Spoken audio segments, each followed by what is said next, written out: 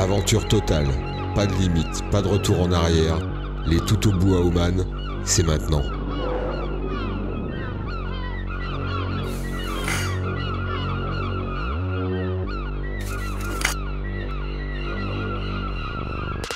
Assalamu alaikum, mon cher ami.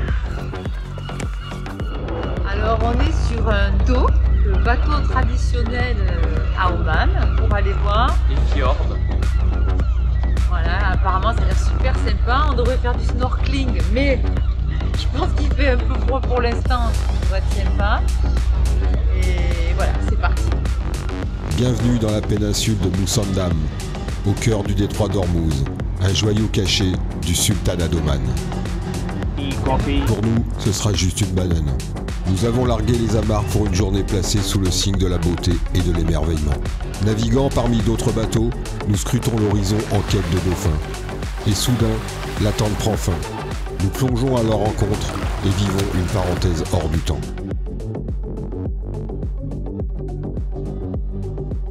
À une cinquantaine de kilomètres des côtes iraniennes, le marché noir est une réalité quotidienne. L'Iran, ce pays chargé d'histoire pour nous. Un écho aux aventures passées. Nous regagnons le port de Kassab.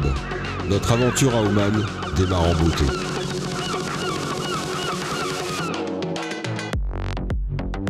Depuis notre arrivée au Moyen-Orient, nous pourrions presque rédiger un guide Michelin des mosquées.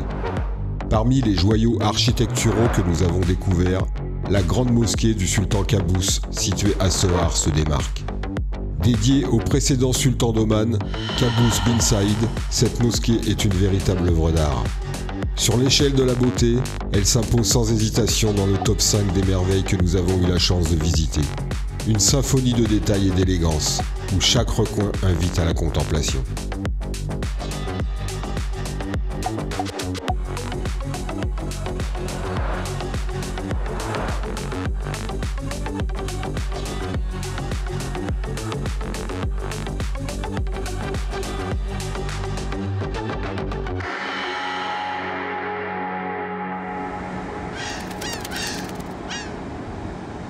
Nous flânons sur la plage d'Al-Sifa Beach, une étendue de sable infinie qui s'étire sur plus de 6 km. Mbappé, oui Mbappé qui accélère, qui s'affile dans la surface, Mbappé et qui tire, c'est loupé. Oui, donc on en était plus de 6 km, perdus dans nos pensées, bercés par les murmures des vagues, nos esprits vagabondent déjà vers les défis qui nous attendent, prêts à écrire la suite de cette aventure. En attendant, nous savourons la nuit omanaise et ses festivités. Après des mois à parcourir des pistes isolées, un peu de chaleur humaine ne peut faire que du bien. Fasciné par notre Defender, un organisateur d'un salon automobile nous a invités à l'exposer. Une opportunité qui nous a permis d'assister à ce spectacle.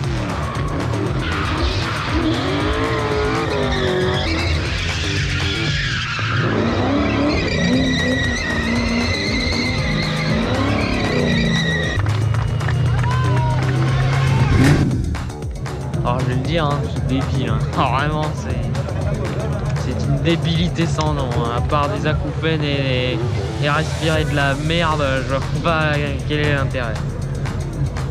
Voilà. Moi c'est la première fois que je me burn-out de ma vie. Mais t'en as fait un il y a un an, c'est pour ça qu'on est parti, je te signale.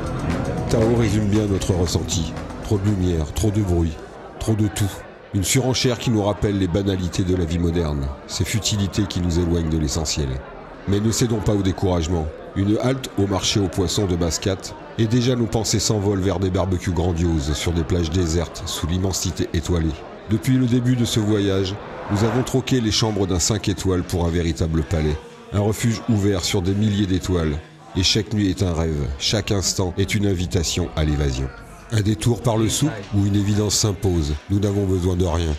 Tout ce qui compte est déjà avec nous dans ce voyage où l'essentiel se trouve bien au-delà des Je suis objets. pas sûr de revenir parce qu'on est pressé pour aller à la mosquée. Encore une mosquée ? À ce rythme, on va finir par croire qu'on a enfanté un futur imam. Il faut dire qu'elles sont vraiment magnifiques. Et puis, entre deux visites, on fait parfois des rencontres inattendues, avec des discussions aussi passionnantes qu'improbables. Les rencontres en voyage transforment les lieux en histoire et les souvenirs en trésors. La vie suit son cours paisiblement. Nous faisons le plein d'eau dans une petite mosquée, encore une parmi tant d'autres. Si tu voyages en Europe, les cimetières sont souvent le meilleur endroit pour se ravitailler en eau. Ici, au Moyen-Orient, ce sont les mosquées qui veillent à combler ce besoin essentiel. Ce gouffre a été formé par un effondrement de la couche du calcaire. Les habitants locaux croyaient que ce gouffre en forme de puits d'eau avait été créé par une météorite, d'où le nom arabe de Hawiyat Najm, qui signifie le puits profond de l'étoile filante. Un peu de culture, ça fait jamais de mal. Ça y est, nous avons trouvé notre défi. Partir aux aurores, remonter un canyon à pied jusqu'à ce qu'il nous refuse le passage.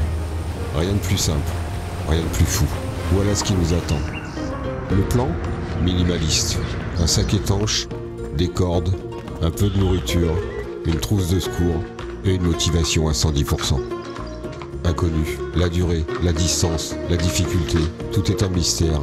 Mais je connais mes tout au bout, nous sommes prêts à tout donner.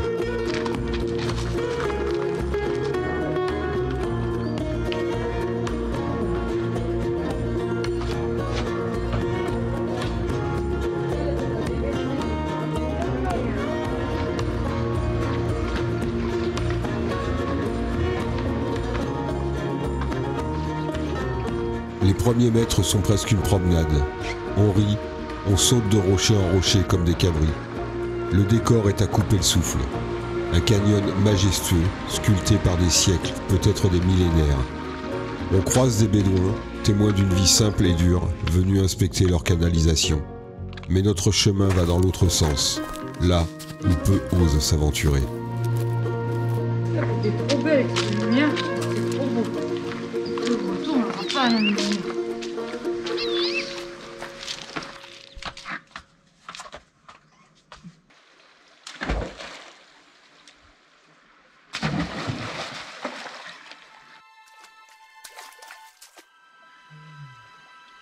Puis les choses sérieuses commencent. Les berges deviennent inaccessibles. L'eau glacée s'impose comme le seul passage. Nous nageons, grelottants, transis, mais déterminés. Le sac étanche, notre trésor devient une enclume. Chaque rocher franchi, chaque éclat de rire forcé face à la difficulté nous rapproche de nos limites.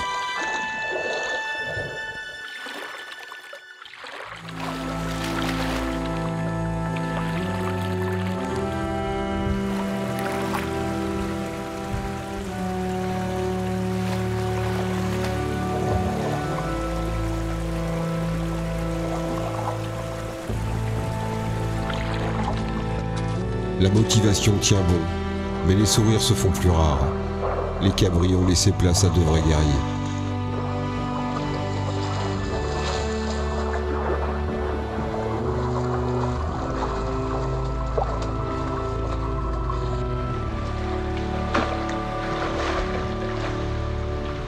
L'eau glacée mord notre peau. Les courants nous ralentissent. Les parois glissantes deviennent nos ennemis. Et pourtant on avance. Encore et toujours. La fatigue est de plus en plus présente, mais reculer serait abandonner. Chaque effort coûte cher. Tao dépasse déjà tout ce qu'il pensait pouvoir faire.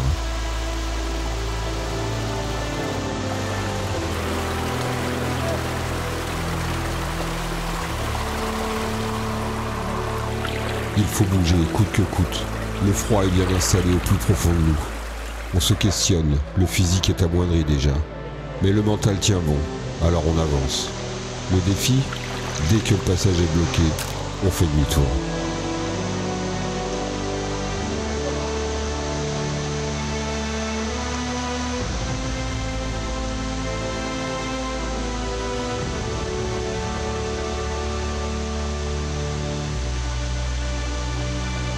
Dans l'eau comme sur les rochers, chaque pas doit être calculé. Tout glisse, tout vacille. Et seule l'eau glacée nous offre une fragile sécurité.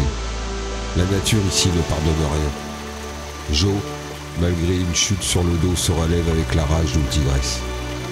Je les regarde mais tout au bout, et je suis fier. Fier de leur force, fier de leur courage. Plus de place pour les doutes. On puise dans nos dernières forces pour relever ce défi. Les obstacles sont partout, mais il y a toujours un passage. Que ce soit dans l'eau ou sur la terre ferme, on trouve un moyen d'avancer. Alors on avance. Parfois il faut tendre la main, Impossible d'aller de l'avant seul ou de rester à attendre. Il y a même des moments où l'on revient sur ses pas pour aider l'autre. Dans ces conditions, l'égoïsme n'a pas sa place. Jamais.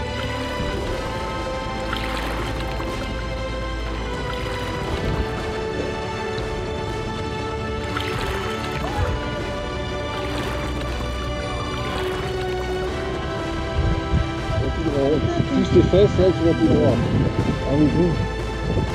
Non, mets ton pied là-haut. Mets ton pied là-bas.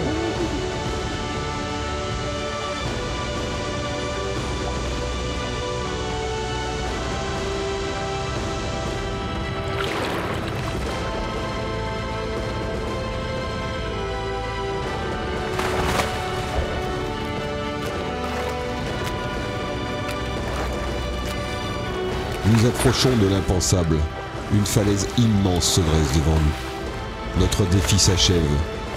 Mais plus nous nous approchons, plus nous apercevons une infime brèche qui se dessine dans la roche. Étroite, sombre, à peine à la largeur d'une tête. Rien n'est sûr, mais nos regards se croisent. Pas besoin de mots. On sait que nous allons tenter cette folie.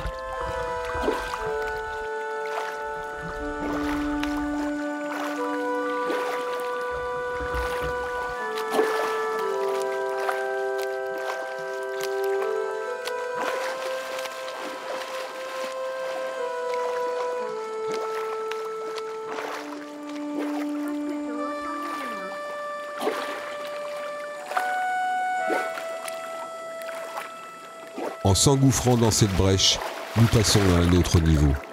Cette sensation, nous l'avions vécue en Arabie Saoudite, mais c'était dans le sable.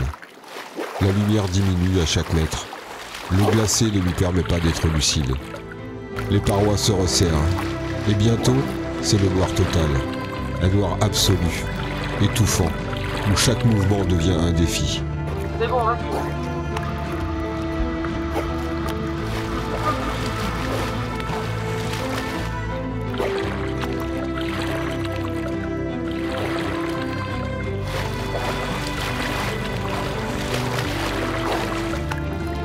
Voilà, accroche-toi, Tao.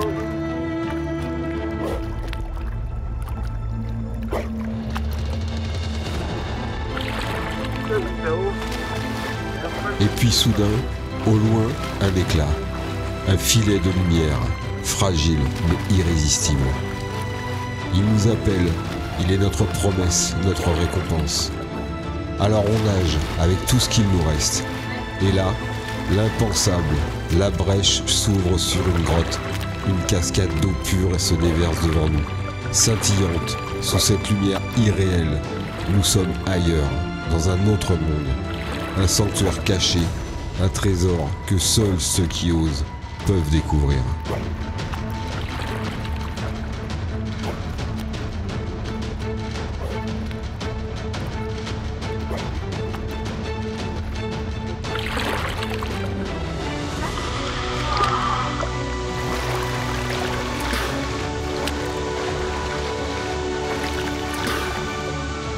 Mais l'aventure ne s'arrête pas là. La cascade nous appelle. Et avec l'aide de cordes, on grimpe. Les corps fatigués, les muscles en feu, mais les cœurs enflammés. Et enfin nous atteignons le sommet. Nous sommes au bout. Pas seulement au bout du canyon, mais au bout de nous-mêmes. Ici la victoire a un goût unique. Celui de l'effort et de la persévérance. Non mais papa, descends. Alors on se lâche, on plonge, on saute, on rit comme des enfants. Ce moment est à nous, rien qu'à nous. Ce canyon, cette grotte, cette cascade, c'est notre récompense, notre apothéose. Mais la réalité frappe à nouveau. Le retour, nous ne pouvons pas rester ici éternellement. La promesse de l'aventure nous pousse à repartir. Chaque seconde de ce lieu magique reste gravée en nous. Mais il faut partir. Nous avons déjà traversé l'impossible.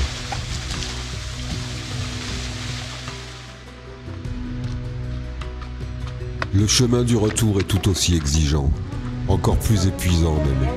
Mais après ce que nous avons accompli, rien ne nous semble impossible. La terre ferme, le retour à la réalité, c'est juste une formalité. Le défi est relevé, nous avons repoussé nos limites, Prouver à chacun de nous-mêmes que la véritable aventure se cache là où on ne l'attend pas.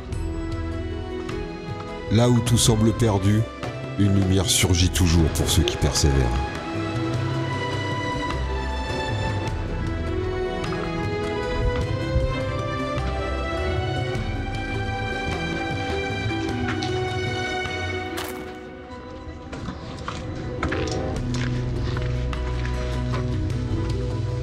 Nos corps sont fatigués, nos âmes exaltées. Ce canyon, il est devenu une partie de nous. Et ce qu'il nous a appris, ce qu'il nous a fait vivre, ça c'est pour la vie. Parce qu'au bout du bout, c'est l'aventure à 110%.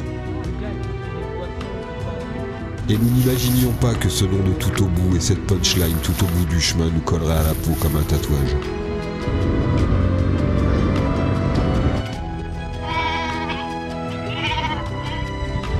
La découverte du Wadi Al-Shab. Ouais, du Wadi Al-Shab, du Wadi Shab.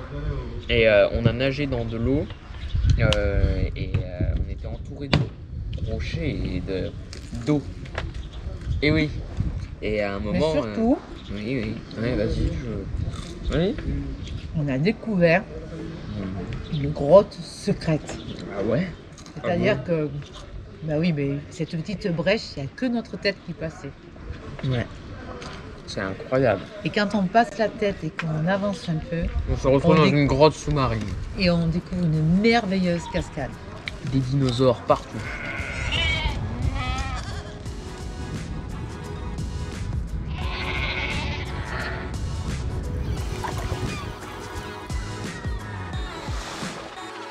À notre arrivée à Sour, nous avons eu le privilège de visiter un lieu empreint d'histoire et de savoir-faire ancestral. Un atelier nous a ouvert ses portes.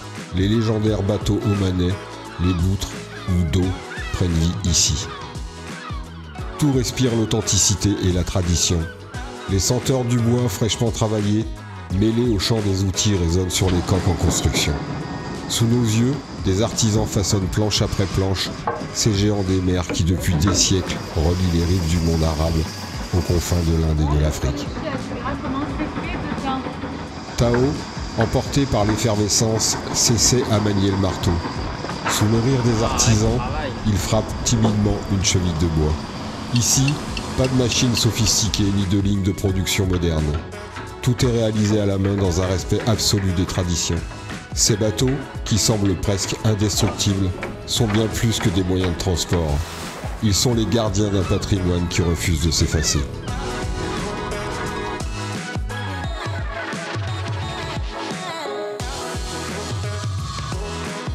En poursuivant notre route, nous arrivons à Al-Ashkara, un village de pêcheurs bordé par les vagues de l'océan Indien. L'endroit semble paisible, presque hors du temps, mais ce que nous découvrons sur la plage ne nous laisse pas indifférents. Des monceaux de poissons arrachés à la mer sont abandonnés là, inertes, sur le sable brûlant. Tao reste immobile, les yeux fixés sur ce spectacle désolant. Lui qui a grandi avec l'idée que le vivant est sacré, que toute vie mérite respect et considération, peine à contenir sa tristesse et sa colère. L'audace nous pousse encore une fois à sortir des sentiers battus. Sur Google Earth, nous avons repéré un point intrigant, minuscule et isolé qui attise notre curiosité. Un défi s'impose. Atteindre cet endroit mystérieux coûte que coûte. Mais comme souvent dans nos aventures, la théorie est loin de la pratique. Ce qui semblait une simple expédition devient rapidement un périple semé d'embûches. Bien sûr, pas de bitume, pas de piste marquée, seulement du sable, de l'eau et des croûtes de sel qui craquent sous nos roues. L'immensité est oppressante autant qu'éblouissante. Aucun repère, juste un horizon qui semble reculer à chaque mètre que nous avançons. La progression est lente, chaque coup de volant devient une décision cruciale. Le sable détrempé et trompeur menace à tout instant d'engloutir nos roues. Nous devons nous arrêter régulièrement, descendre, tester le sol. Tao et Jo, courent en éclaireur, sont dans le terrain comme un explorateur à la recherche d'un chemin. Les cristaux de sel scintillent sous le soleil brûlant, mais leur beauté masque un danger. Nous redoutons comme la peste l'enlisement. L'eau cachée sous cette croûte blanche peut transformer le moindre faux pas en un arrêt définitif. À chaque arrêt, le doute nous assaille. Nous nous sommes embarqués dans un défi stressant et angoissant. Non seulement nous sommes au milieu de nulle part, Mais en plus, c'est le genre d'endroit où l'on peut perdre le véhicule. Qui viendrait nous chercher ici? Parfois, les tout au bout, même s'ils sont audacieux, ne réfléchissent pas toujours aux conséquences. Ce doit être à cause des neurones grillés tout au long du voyage sous l'effet des fortes chaleurs. Mais l'appel de ce point sur Google, on veut le voir. Ce mirage que nous imaginons est plus fort. Nous avançons, pas à pas, roue après roue, dans cette immensité hostile et fascinante, avec pour seule boussole notre volonté d'aller encore tout au bout. Enfin, après une traversée éprouvante, nous arrivons à ce lieu presque irréel. Devant nous, une étendue qui semble tout droit sortie d'un rêve ou d'un cauchemar. Le lac s'étire sous nos yeux, rouge comme une blessure béante au milieu de cet univers blanc éclatant. Le sel ici a imposé son règne, absolu et impitoyable. Il couvre tout, éclatant de lumière et tranchant comme des lames invisibles. Chaque pas est une prudence, chaque mouvement est une hésitation.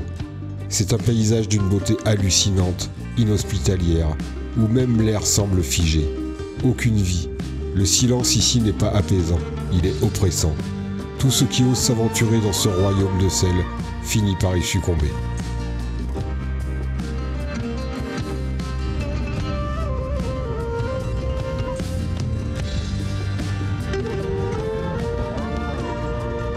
Comme cette mouette, autrefois vibrante de vie, repose maintenant figée sous une gangue de cristaux salins. Le lac, impitoyable, semble l'avoir lentement dévoré. Un rappel brutal de l'hostilité de cet endroit. Pendant cette traversée, nous avons fait face à cette force qui nous tire vers le bas, cette force sournoise et indicible que nous avons su déjouer. Les sables mouvants sont autant de pièges à éviter. Chaque instant passé ici est une leçon d'humilité face à la puissance brute de la nature. Mais au-delà de l'effort et de l'attention, il y a la contemplation. Ce rouge vibrant, ce blanc éclatant, ce contraste saisissant nous hypnotise.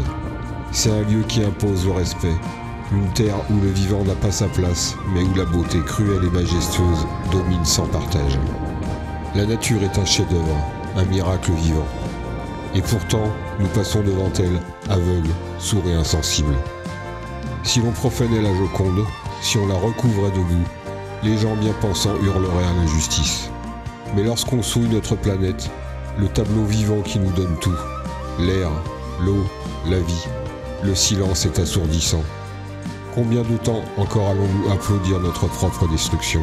Combien d'années avant que nous réalisions que nous ne sommes pas les spectateurs de ce désastre, mais bel et bien ses auteurs? La planète ne nous appartient pas, elle n'a pas besoin de nous pour exister, mais nous dépendons d'elle pour tout. Alors cessons d'être des vandales et devenons ses gardiens, parce que sans elle, il n'y a rien, ni futur, ni espoir.